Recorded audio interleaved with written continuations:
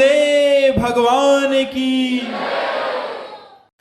महाराज जी, भगवान के दिव्य पार्षदों व सिद्ध महापुरुषों में भी कभी कभी ऐसी लीलाएं देखी जाती हैं, काम क्रोध रूपी छठ विकारों का प्रादुर्भाव देखा जाता है, जैसे कि सनत सनंदन तथा देव ऋषि नारद जी जो भगवान की लीला का आधार होते हैं। तो मेरा महाराज जी प्रश्न आया कि जब जीव भगवत प्राप्ति कर लेता है तो वो भगवत स्वरूप हो जाता है, तो पांच भौतिक शरीर में तो स्वाभाविक है, परंतु जब वो दिव्य शरीरों में भी ऐसा भाव आता है तो महाराज जी हमें क्या समझना चाहिए साधकों में? जब हम तुम एक ही बराबर के हो गए और संसार को अब कोई नाटक दिखाना है हमें, तो हम तुम वैसे ही स्वांग करेंगे ना। अगर चतुर खिलाड़ी हैं तो सनक सनंदन सनातन सनत कुमार भगवान के अवतार हैं।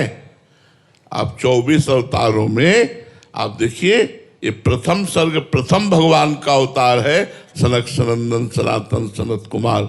इनमें क्रोध नहीं है, इनमें भगवान की लीला की उत्पत्ति छुपी हुई है।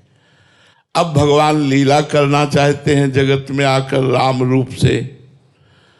अब उस लीला का विरोधी भी कोई होना चाहिए जिससे रंग बढ़े लीला में, तो रावण रूपी विरोधी चाहिए।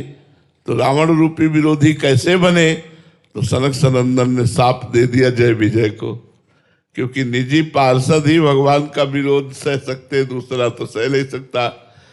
जो ऐसे भगवान वैसे भगवान के पार्षद तो लीला करने के लिए जय विजय बन गए रावण कुंभकर्ण, और सरकार का अवतार होता है राम के रूप में, और विविध प्रकार की पावन लीलाओं की गाथा जो जगत का मंगल करने वाली है।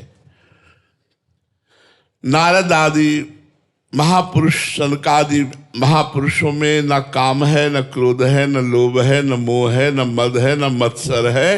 वो लीला के लिए सूत्र हैं, इसलिए उनका मिलान अपने कर्म बंधन से युक्त शरीरों से नहीं किया जा सकता। वो दिव्य महापुरुष थोड़ी देर के लिए क्रोध का अभिनय करते हैं क्योंकि उनको लीला प्रकट करनी है। वो दिव्य महापुरुष थोड़ी देर के लिए काम का अभिनय करते हैं, ना कि उनमें कामना है।